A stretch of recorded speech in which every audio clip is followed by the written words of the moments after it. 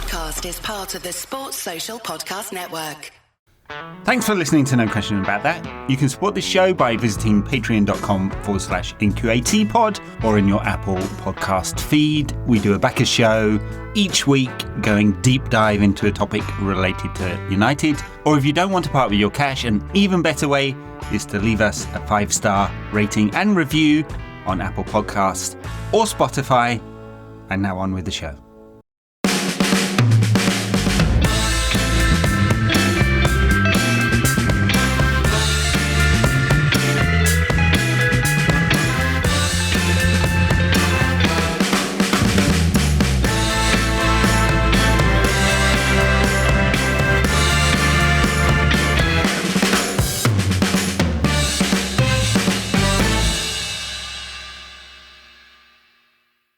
Welcome to No Question About That. I'm Ed with Daniel today talking about Manchester United 2, Sunderland 0. A victory, Daniel.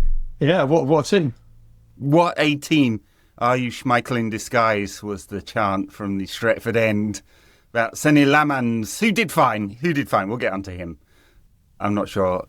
Well, I guess that's a reflection of the desperation. Everyone has to have someone who's not an absolute lemon in goal.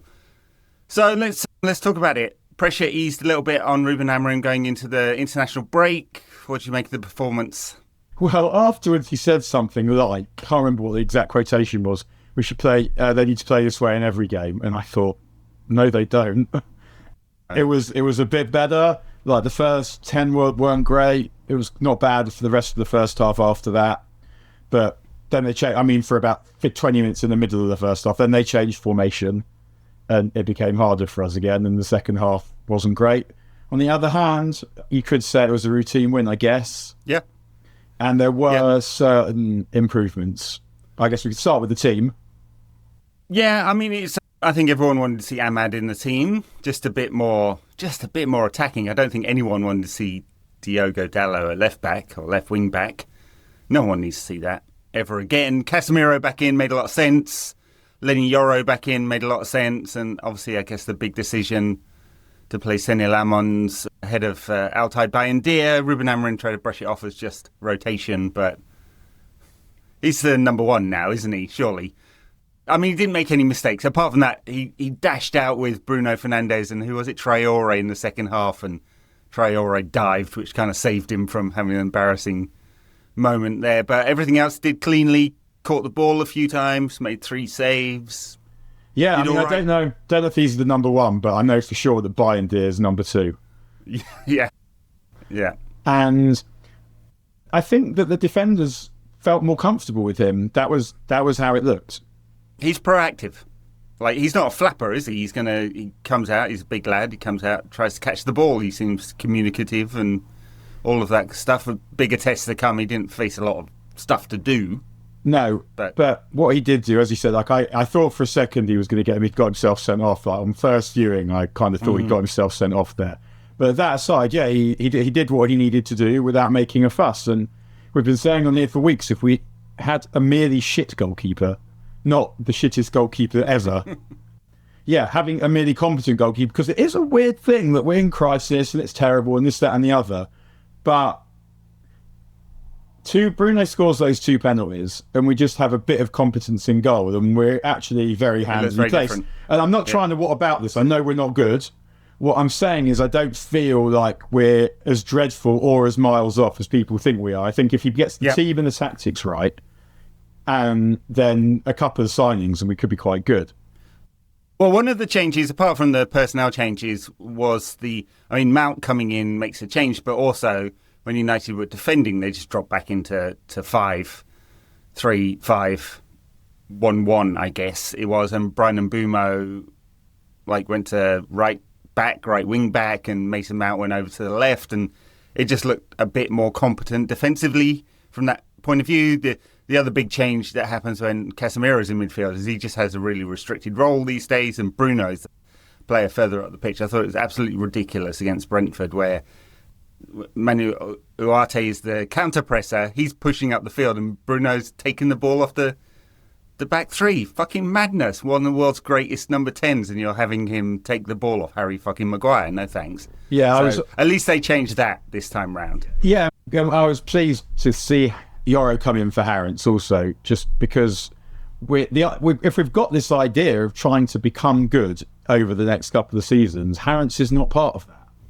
He's not. And I wrote something for The Guardian, like just five tweaks for Amorim, and that was I was making this point that we're trying to get good, and one of the things that Amorim does is he needs to be braver, and what sometimes the decision he makes that he thinks is the conservative decision or the safe decision is actually more dangerous, because United's best players are at the top of the pitch. Yep. And so I don't ever want to see two defenders at wing back ever again. And I mean, we're going to Anfield soon.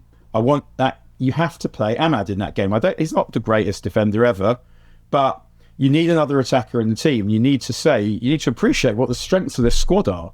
And I mean, we're not great at creating, but we might get better, and we'll come to reasons why that might happen. But if the only attackers really that you've got are the 2 10s, the 9, and then Bruno playing deep, that's not going to be enough. It's not enough. So I think you're right. Yeah, I think Ruben's instincts, at least like his reaction to failure at United, has become a bit conservative, and it really rarely ever works out for him, as you say. And it's not practical. It's not. There's the safe options can be attacking options. It's not just going defensive is not safe if you can't defend. Yeah. Leny Yoro, I was just looking up some of the data. He has made the most progressive actions of any under-23 defender in Europe, and that is carrying the ball or passing the ball, right? So he helps our attack in a way that Harry doesn't. For all his decent passing, for Maguire, he's a bit slow with it, and he doesn't like carrying the ball out. And this kind of ridiculous notion that Amorim has invented, that in order to fix our problem in midfield, where we don't have enough players, because every single side has pointed out verbally how they've managed to overload us in midfield. So Ruben's fix for that was to push a defender into midfield when United are building up, and it just hasn't worked at all. And so his fix for that fix has been to go long. And Senne Lemmens, looking this one up, went long 33 times yesterday. United made 60 long passes overall. They're quite a long ball side now. We have to, that's what they've become, right? In order to fix the problem with the fact that we can't build up, we're just going very, very direct to the 3 forwards and fighting for second balls. Not Ruben Lebris. What's he called? Lebris. Yeah. Regis Lebris said they went very long, fought for second balls, but there's nothing we could do about it, is what he said afterwards. Well, I was surprised he said that, because they're quite physical, but Sesko is very, very good at that. I mean, it should be an option. It should be the only option. And it's also interesting as well, because Mount's come in now, and does it look like we've got a better balance with Mount in the team? Maybe. Defensively, yeah, for sure. Yeah. And so it could indeed be the case that of the 3 players, the 3 attackers we bought this summer, we're only going to see 2 of them on the pitch at one time. But I mean, we can't say didn't get the team right. I guess we won, beat a team who are playing well, who have had a good start, who are confident. So it wasn't terrible, which I guess is progress. Yeah. I mean, I thought Sunderland tried a few of those longer balls into the channel that was very successful for Brentford last week. Yoro with his pace just seemed to, even though he's not as good in the air, at least his aerial win rate is not that high compared to the other players. He's just much more comfortable in those positions. Although, what I find, the more I've watched these like the outside centre-backs, if we think about what he's asking them to do, he's asking them to defend the channels, so they've got to be fast and strong. He's asking them to carry the ball forward, so they've got to be able to dribble, run with the ball. They've got to have a trick. He's asking them to hit big switches, so they've got to be able to pass. They've got to punch passes into midfield, so they've got to be able to hit those, see those passes and hit those passes. And also, really, you want one of them at least augmenting the attack some of the time. Mm-hmm. If you've got players that can do all of that, why the fuck do you need 3 of them? Like, are you seriously telling me that if you've got 2 players who can do all of those things well, you can't have 2 centre-backs and play another midfield player? It doesn't make sense. He's caused many of his own problems, Amorim has, and taken a very long time. In his 50th game, he won on his 50th game the first Manchester United manager to win on the 50th game since Alex Ferguson was a pointless stat that was going around. Not a thing. Talking of ex-United managers, you know what I was thinking yesterday when I saw the Caicedo goal? Ole tried to get us Caicedo, Bellingham and Haaland for fuck all when they were available for nothing. They got him none. They got him Ahmad of that ilk of signing. And it's just... Yeah, I mean, it really, it beggars belief, that whole that they weren't able to land any of those three. None of them. Yeah, Ollie gave them on a plate. They'd have been there for... Well, Bellingham was the harder one because he was put off by Ed Woodward showing him around Carrington, I think. So, but... And United now don't have a good reputation for developing young players, unfortunately. Just don't. There's been hardly any over the last 10 years, and we've managed to drive a few of them out of the club for different reasons. And all of that as well. Kobbie Mainoo, 14 minutes yesterday. He'll be the next one to go. He can't possibly stay at United if this is the long-term future, but that's another thing. So what do you make of Sesko then? His second goal in a row? Thought he was pretty good overall. I mean, his first few, I think he had 4 or 5 of his first touches that kind of bounced off him. He seemed to come into the game after that. A few passes went astray or he didn't control it properly and then got better as the game went on. Obviously scored a very Sesko-like goal, I imagine. He's going to get a few of those this season. Pretty good after getting his 1.5 XG for his goal last week. While he had shooting 3 times or whatever it was. But yeah, so, not bad. It feels like we've got a forward there that at least is pretty comfortable with playing the way that Amorim wants in a way that Højlund wasn't. Yeah, I love that goal. The same as I said I loved this goal last week, because these are the goals that we haven't been getting. Proper just strikers' goals, a flick on, he's there in the right place, he's composed, and he puts it in, and he sticks in the side netting. And those are the kind of goals, like scrappy goals, that we need. And I felt like he did look a bit of a donkey in the first few games. I was trying really, really hard to try and find something good to find in them, and it wasn't easy. But I mean, he said himself in his interview, I think, took a while to get up. The pace and the physicality is different to what he's used to. He also, which he didn't say this, but it's also true, he wasn't really fit. And now we're seeing why we bought him, I think. And he's another one, incidentally, what they tried to get when he was a lot cheaper. Yeah, United have been following him for a very long time, I think, obviously, he can win the duels, he can win the long balls and the knockdowns. I thought... Yeah, his first touch, as you say, it's not always good, but it is also sometimes really good, which is a big difference with Højlund, whose first touch wasn't good at all. And I mean, I'm pleased he's doing well. And I didn't really want to sell him because I felt like there was something there, but probably we didn't have that much option in order to be able to buy some players. Maybe it had to be done. I don't know. I'm not turned by the fact that he's doing well in Italy because it's a different thing. No, my only issue with that really is not that his performances merited staying at the club, particularly that we went into another season with one striker. Agree. I mean, well, we got Xerxes as well, but I think if you'd have offered me a striker, if you'd have offered me, I mean, I could see why you might keep Xerxes, not him, and that Xerxes is a completely different option. Mm-hmm. But if you ask me which one I think is going to has the potential to go further in the game, it's not Xerxes, it's Højlund. But it doesn't mean that he will. But yeah, I quite liked Sesko's performance yesterday. You can see he's growing in confidence. And I also, in his interview, they said to him, "Are we starting to see the best of you now?" And he said, "No." There's a lot more to come, and I like that. I think he seems to have a good attitude, but is he a goth?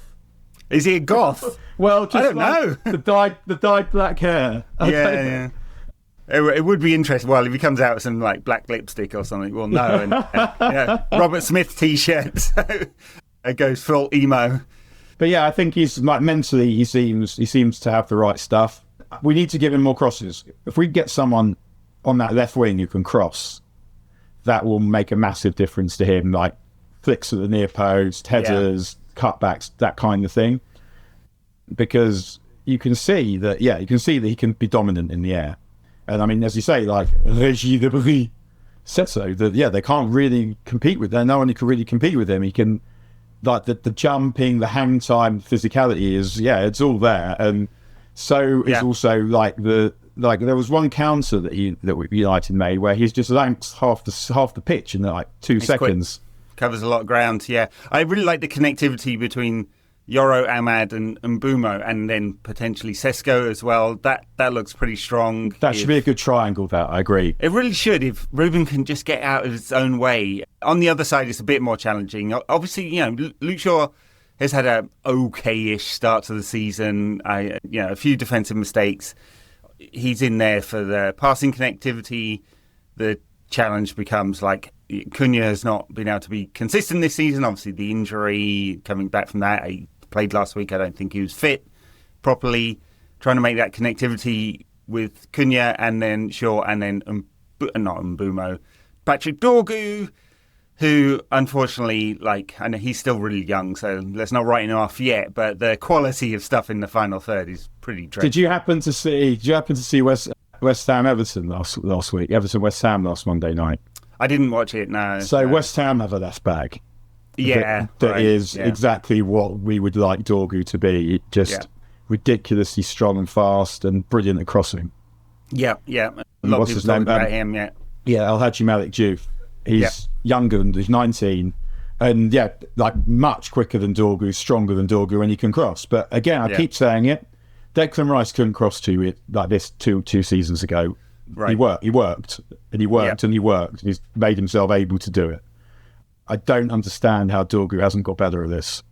Yeah, well, I don't know. I mean, it depends whether they're working with him specifically on this stuff. I mean, it is the decision-making and the quality in the final third that's going to let him down. He does need to be better than this. Otherwise, United will have to find another option on the left side, because it's for sure as shit not Diogo Dallo. I know that. But, I mean, it will be interesting next summer whether they do try to target those positions. Depends whether Ruben's in the job or not, because it becomes a very different role under almost every other manager on the planet.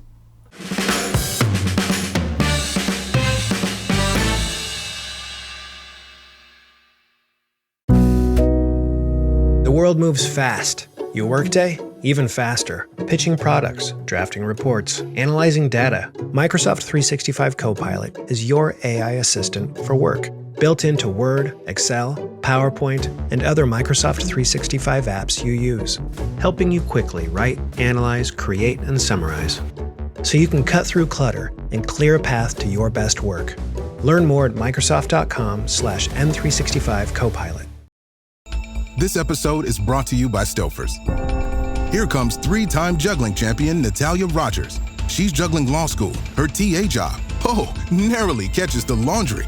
What's that fourth ball? Parents unexpectedly showed up at dinner time? Is that too much for Natalia? Not with Stouffer's Chicken Alfredo and its mouth-watering mix of Asiago, Romano, and Parmesan. When you're juggling 4 things at once and the clock strikes dinner, think Stouffer's. I agree, by the way, what you said before about that triangle down the right, Yoro, Ahmad, and Mbeumo. What we need to see, though, is we need rotations. Because if you think about it, Ahmad can play where Mbeumo can play, and Mbeumo can play where Ahmad can play. So I want to see them turning up in different places. And we're not really seeing too much of that. And there's another thing also that what I want to see is when the ball comes in field, passes, rather than going to feet, if you play a pass inside, that then, if you imagine a triangle, a pass that goes kind of into the stride of the player that's coming off the touchline, then if they hit it when they're on the move, it's much easier to beat players, it's much easier to pick passes than if you get the ball to your feet and then you have to generate all the pace yourself. Whereas, if they can just keep the ball moving and have players stepping inside into a moving ball, into the path of a moving ball, then I think that will also help. But the rotations are essential, because otherwise it's just too easy. It's so predictable. Yeah, and United are more predictable going long 20% of the time, I think. I mean, it should be a good option. Unfortunately, it's become our principal build-up option, but we'll see whether that continues. It appears to be the case. This is Ruben's fix. I don't see how that's sustainable against top opposition. They'll eat that stuff up. But we'll see, right? United got a win. It was fairly comfortable. Didn't really give any chances away. Senne Lemmens didn't have to do much, and he was perfectly competent when he did. So, we can feel confident about that. And the pressure's relieved a little bit. I mean, our judgment of Ruben Amorim shouldn't be game to game, really, but inevitably it sort of becomes like that, doesn't it? With every defeat, everyone freaks out. More pressure on Ruben. If we'd have lost that, I hate that thing he said in the press conference before the game on Friday. Whereas, like, you guys, he's basically like, it's the thing that pissed me off most about Ten Hag. He never took responsibility for the results, and Amorim doesn't either. He either throws the players under the bus obliquely, or he blames the press. He blamed the media this time, didn't he? Which, like, they're all reading you, they believe you more than me. I mean, well, if they believe the press more than you, fuck me, dude. You haven't got much gravitas, have you? And why are we at this point where it's like somebody else's fault? Come on. So I didn't like that. I thought he's become a bit more defensive this season. That's a factor of pressure, I imagine. And so this will relieve it. We at least don't get 2 weeks now of talking about how crap United are. We do have Anfield next. Fortunately, Liverpool keep losing as well, so they've just become Ten Hags. Well, we like said Liverpool. it. No, we knew last season that they weren't good. Yeah. And the further they get away from Klopp, the more expected to happen is. And what they did was, it's like 500 million quid to make the team worse is quite funny. Interesting, yeah. And also, they spent money where they were already strong.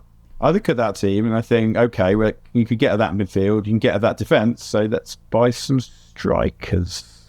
I mean, obviously, I guess they thought that they had an opportunity to buy both of those strikers this summer, so yeah, who knows when that opportunity... Why not? Yeah, sort of thing. When that opportunity... Yeah, I mean, it's not obvious that TK is an upgrade on Ruben Diaz yet. Maybe we'll... I know they're slightly different players, but that's...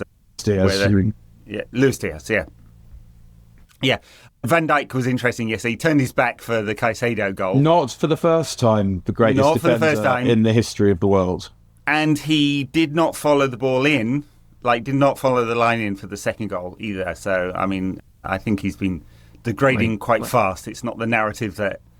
It's kind of interesting. I wrote my Substack last week on pundits, and mainly I was focusing on ex-United players, but Liverpool have a bunch of cheerleaders in the media, and United have a bunch of moaners.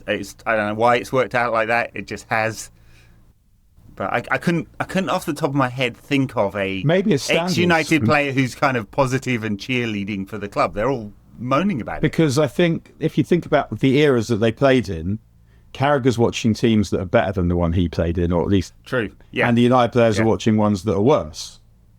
So it's just they have different standards. United's players' standards and Carragher's, like players who played for United under Fergie when United was successful, could have a much better idea of what it takes than Carragher does. Sure, I'd say. Yeah.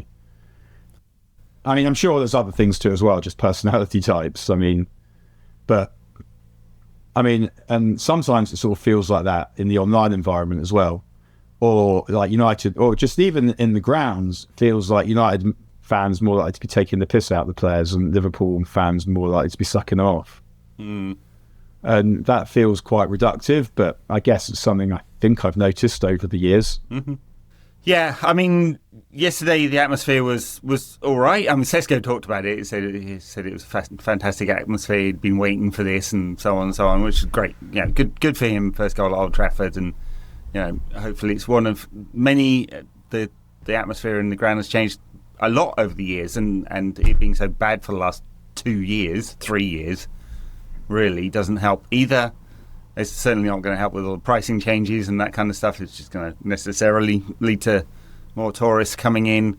But United could definitely do with Old Trafford being a place where it's upbeat and we're watching a winning team and all that kind of shit. But that is very much up to Ruben. Yeah, I mean, that's it. It's meant to be fun, going to the football. And it doesn't have to be connected to success, but obviously when it is this dreadful. In the first few years after Fergie, the atmosphere was really, really good. I mean, I was definitely away from home, and it actually made me realise that good football was kind of antisocial, in that you kind of was getting much more chatting done during the games once we became shit. But right. But also it felt like we knew that the team needed some help. Didn't really work, but they did get a lot more help, it felt like, than Fergie's team got some of the time.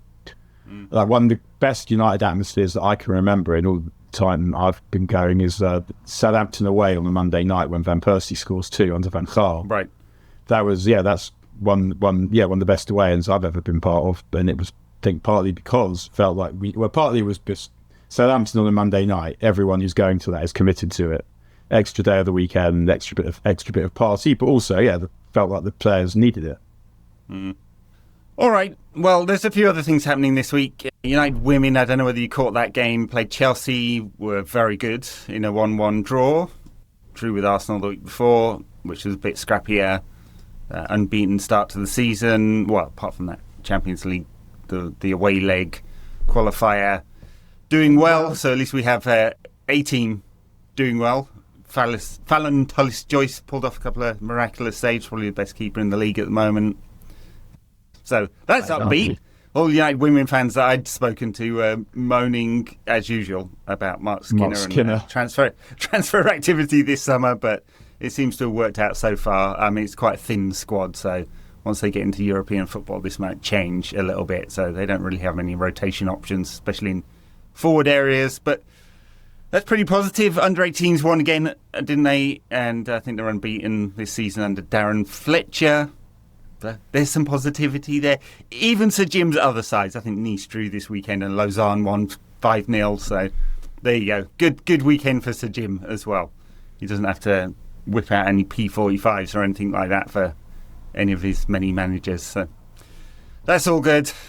Then we go into the international break. Funnily enough, not that many, no England players. So Mainoo, Maguire, Shaw, not in the England squad. Unsurprisingly, there aren't that many United players actually going away. I think Casemiro was called up again, so that's unfortunate. Could do with him having a nice rest somewhere, but no, Mount wasn't in the England squad either. You'd think Thomas Tuchel had played with Mount before, and the Champions League winning side might like him, but I'm sure he does. He does like him. He actually drops him for his first game. It's a goal of the straw against Wolves. I remember saying at the time, because I was working on it, what on earth is he doing? And he doesn't do it again. And that was sort of felt like Mount's peak that season. But yeah, I mean, if he plays well, he'll get picked. I don't think that he could be picked on the strength of what's been seen so far. No, definitely not. Yeah. And yeah, I mean, it's what drove Kobbie to think about leaving. The fact that there's a World Cup and he's not getting any game time, that's not going to change. I think it's pretty well established now that Maguire and De Ligt shouldn't play together at United. I mean, it's one or other. I think neither of them are comfortable in those wide centre-back areas. De Ligt's playing better than Maguire at the moment. Funny, for a guy who felt like he was a bit, I don't know, not that quick, he does cover ground pretty well. I think once he gets going, it's not the first 10 yards. De Ligt, that is, yeah. Yeah, I mean, he's okay. He didn't play well at Brentford, but he's actually been not bad this season, I don't think. Yeah. England play Wales, is it? I think it's a friendly. No Bellingham was the big one from Tuchel there. We'll see how that goes. That's certainly going to take his ego down a peg or two, isn't it?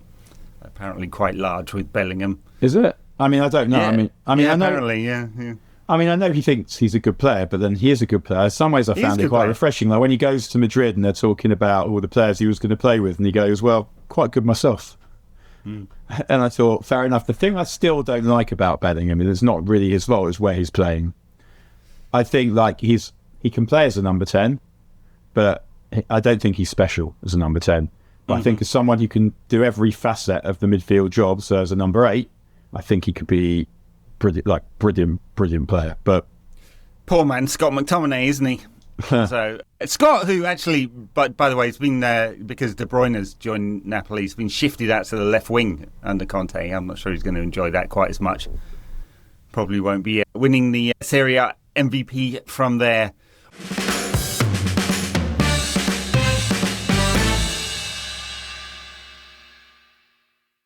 Does it ever feel like you're a marketing professional just speaking into the void? But with LinkedIn ads, you can know you're reaching the right decision makers, a network of 130 million of them, in fact. You can even target buyers by job title, industry, company, seniority, skills, and did I say job title? See how you can avoid the void and reach the right buyers with LinkedIn ads. Spend $250 on your first campaign and get a free $250 credit for the next one. Get started at linkedin.com/campaign. Terms and conditions apply. Good morning, Crust. It's a great day to be a bread brother. Ugh, mornings are not my jam. Or jelly. Oh, come on. Stop loafing around. I just woke up feeling hollow inside. Psst, just grab one of the new Morning Uncrustables sandwiches, like Bright-Eyed Berry or Up and Apple, filled with 12 grams of protein and tons of deliciousness. Crust, what are you eating? It's just granola, not even yogurt. No crust, no fuss. Uncrust your mornings. Well, the holidays have come and gone once again, but if you've forgotten to get that special someone in your life a gift, well, Mint Mobile is extending their holiday offer of half off unlimited wireless. So here's the idea. You get it now, you call it an early present for next year. What do you have to lose? Give it a try at mintmobile.com/switch. Limited time 50% off regular price for new customers. Upfront payment required. $45 for 3 months, $90 for 6 months, or $180 for 12-month plan. Taxes and fees extra. Speeds may slow after 50 gigabytes per month when network is busy. See terms. Anfield next weekend. Not next weekend, 2 weekends' time. How are we feeling about that? It's you might have worried a couple of weeks ago. I mean, I guess we shouldn't go into one game feeling confident just because we managed to beat Sunderland at home. But Liverpool's problems are there for all to see, right? Their midfield can be got at. They're Ten Hag's team with better players. Yeah, I mean, we can hurt them. They have Canate is not reliable. Van Dijk is not necessarily that reliable either. The fullbacks aren't reliable, and he's still looking for the blend. Salah. I mean, I wouldn't even just say it's this season. He won them the league with that burst for about half a season last season, but he hasn't been hot for 6 months now. Yeah. And that's not surprising given his age. It was never going to continue like that for years. So they can be got at. Hopefully we get at them, and hopefully we're brave. And hopefully it's not a Dorgu and Diallo day. Hopefully it's not a Maguire and De Ligt day. And if he's brave with the selection, so a team very similar to the one that played yesterday, United can beat Liverpool. Yeah, that will be interesting with the selections. I mean, I agree with you. If I see Ahmad and Yoro in the team, I'm going to be feeling more confident. Lemmens. I know, and Lemmens, yeah, I know their weaknesses. I mean, Yoro's one's aerial. Liverpool aren't going to serve up too much of that stuff. They do have a lot of nippy forwards. Yoro's much more comfortable in those situations than Maguire is. Ahmad, of course, he's not a defender, right? So that does cause problems. But he also causes problems the other way, right? And we've got 3 centre-backs. And we've got 3 centre-backs, yeah. So why do you need 5 of them? Yeah, the wing-back on the other side will necessarily be a defender too, and Casemiro sitting in front. I mean, it's enough, right? It's enough, exactly. If you can't keep him away with that, then you're going to be able to with one more. Because also we've been playing with 5 defenders, and I still don't really think I know what the point is, because it doesn't really make us defensively strong. And what would make us defensively stronger is an extra man in midfield to keep the ball away from the defence. Even if the defence was good, you still want to keep the ball away from them. So Rio said that he realised he didn't like people running at him one-on-one, so he would tell the midfield players where to go to try and stop that from happening. And that's what the midfield was meant to do. Except ours doesn't do that because it's almost deliberately set up to not do that. I mean, it won't do that. For as long as Ruben Amorim is at the club, we will always have one midfielder less. Fewer.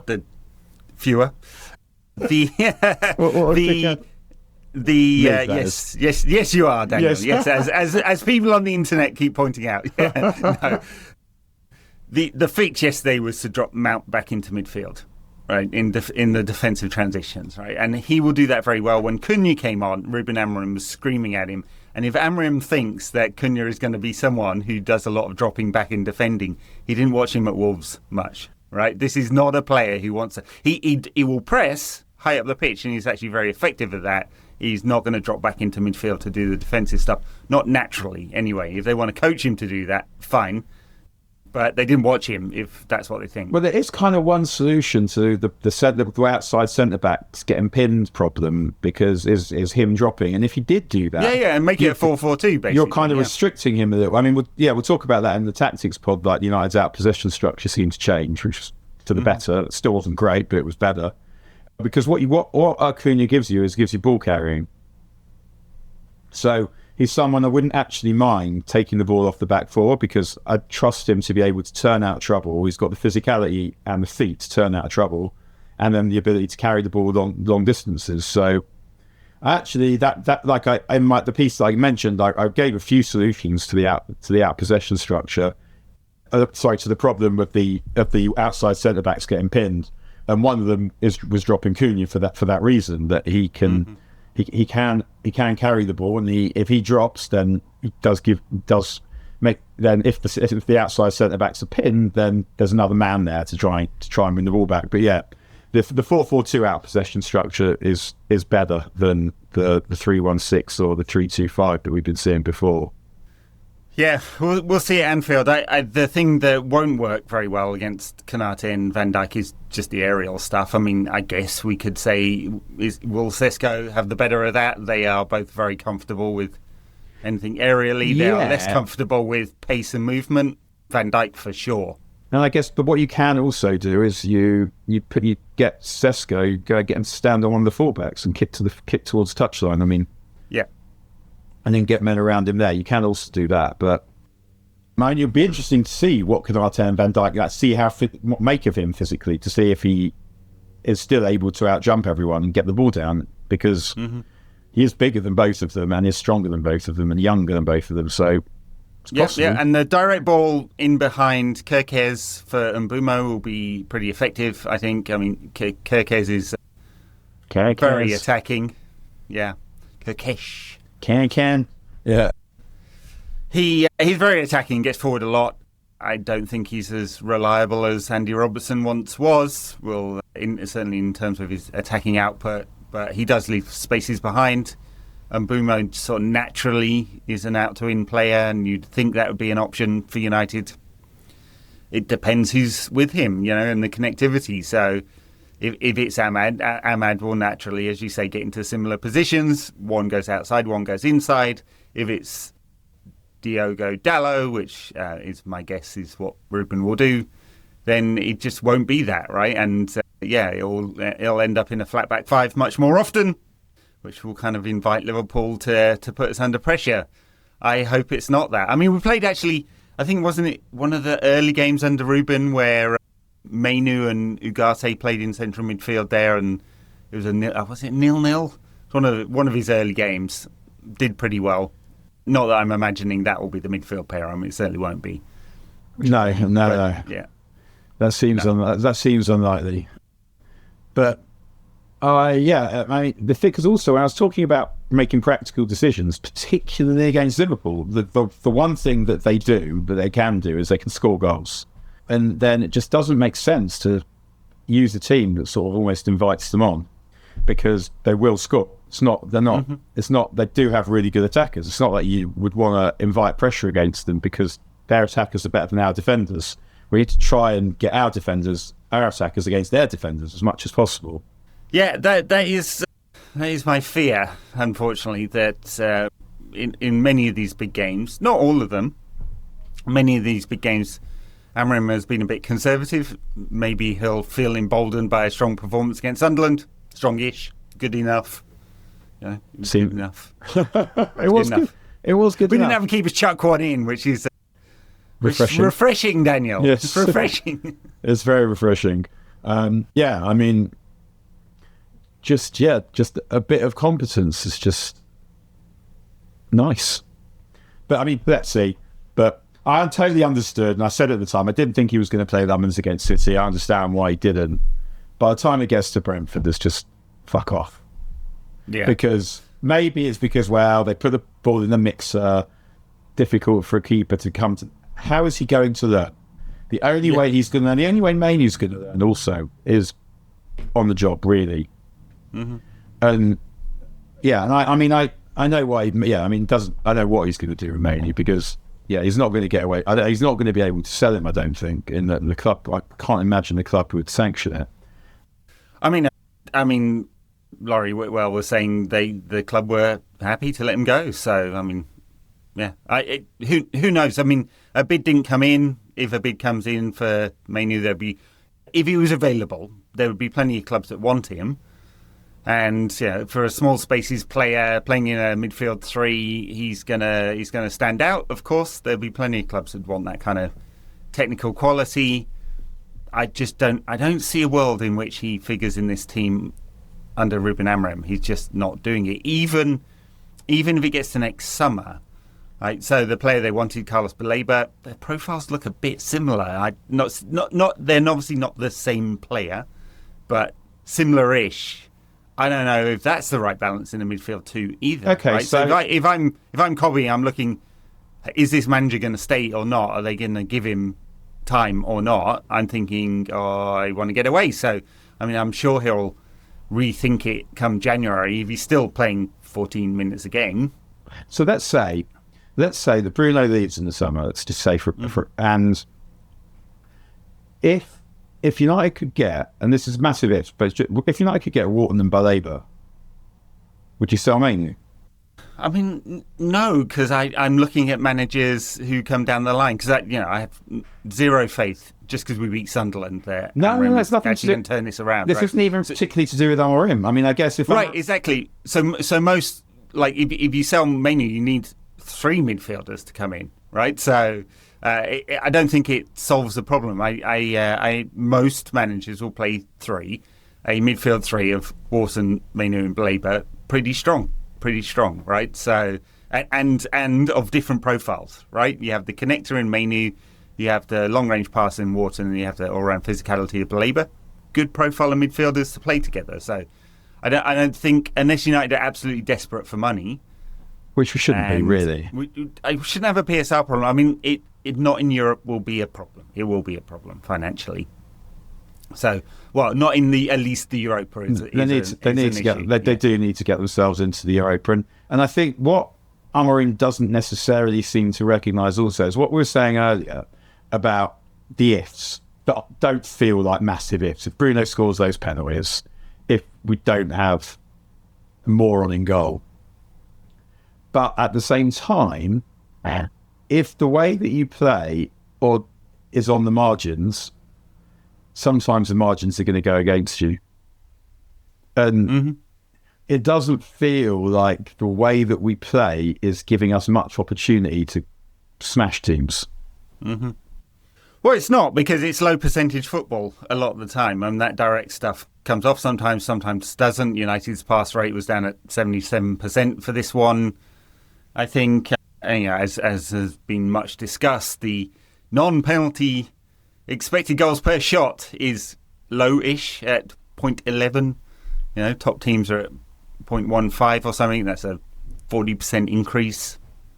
It may seem like a small number on paper, but it is a 40% increase. So United playing fairly low percentage football, and if that goes wrong either way in one game, then yeah. I mean, defensively, United at least didn't allow a lot against Sunderland. This season, they've been allowing not that many shots of a very high quality, which is definitely not the way to win games, Daniel. So I just don't know. I find it very hard. I don't mean negative. I find it very hard to see the light at the end of the tunnel under Amorim. He makes the same mistakes over and over again, and in his eyes, they're not mistakes. Right? So, and it's hard to understand what he's waiting for, in the sense that is he just waiting for better players, or is he something that somehow one day the penny's going to drop? After 11 months and 50 games, the penny's not dropping anymore. At this point. Maybe it's not a penny, maybe it's a turd, but it doesn't seem that has occurred. No, I think he is what he is. We see this now, and he's waiting for better players. So, but yep. It's hard to understand what he thinks about why it's not working in the meantime. It can't just better players. I mean, because you see what other teams are doing, and it's not like this. And maybe there is more greater cultural malaise where the players are traumatised from past disgraces. I mean, it's pretty much what he suggested when he was talking about Cunha and Mbeumo and Maguire, right? Yeah, you see it on the pitch. I mean, they bit of pressure's applied. They don't like it, but we haven't seen very much improvement with this way of playing, and yet it's everyone's fault but the way of playing. And I mean, I've said it before. I don't like that. For as much as he has some charisma, I don't like the negativity that he turns to quite quickly. I don't like the fact that he doesn't take responsibility. Everyone else's fault, basically. And Ten Hag got to this point as well. Maybe all managers are just destined to become this at United. I mean, Ole never got that way. Mourinho definitely did. Turned it all toxic. Well, he was like that at the beginning. Yeah. Comes in and calls Luke Shaw Luke Shaw shit after about 3 minutes at the club, yeah. But no, there's something about Amorim's body language when it's not going wrong. I don't want to become Paul Scholes here and go, whoa, body language. But the looking away, the crouching, the head in the hands all the time, he's very expressive with his feelings about the team.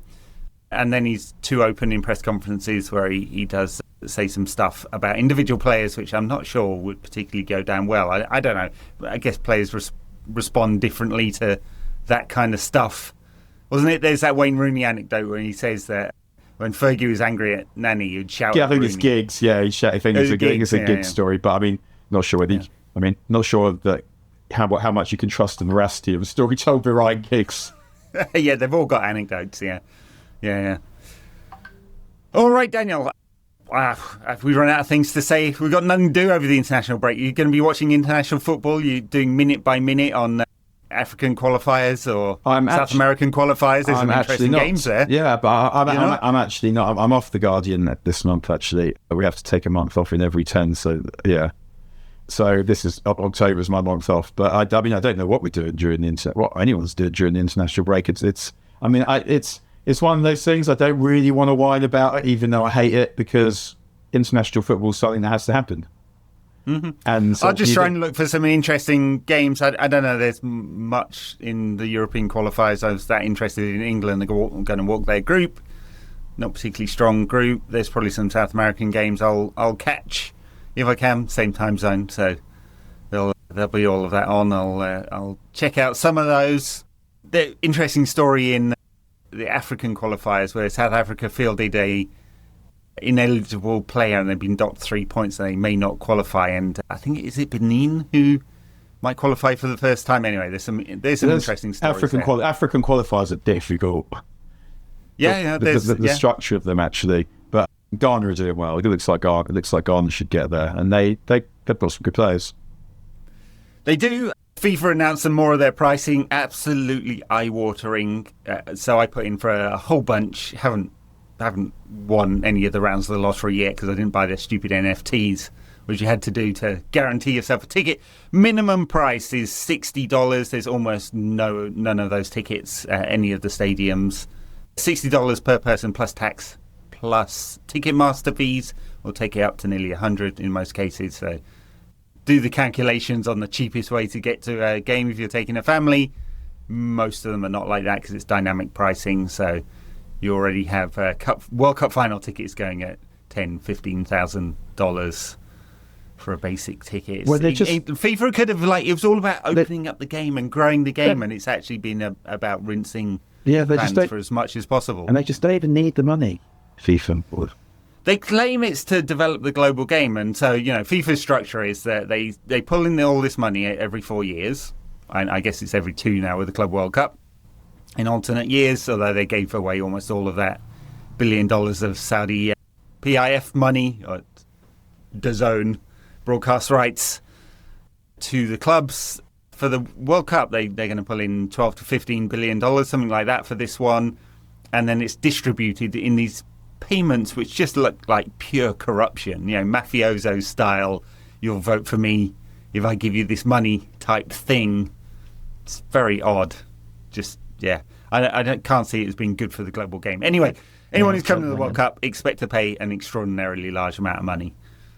And if you want to stay in Seattle, if I didn't get any tickets, I'll be renting my house out for an extraordinary large amount of money too. Do it. So, all right, we'll leave it there. Dan, thanks a lot. All right, guys, thank you. Everyone else, check it out at patreon.com/NQATpod for our extra pod, or Substack, nqatpod.substack.com. I try and write something. On the socials, Daniel Harris at Blue Sky. Please like us on YouTube and subscribe. Yeah, hit the subscribe button on YouTube so I don't have to keep chasing you every week. Pound the subscribe button. And comment. Call us cunts like you normally do. Thank you very much. All right, bye now. It's all right.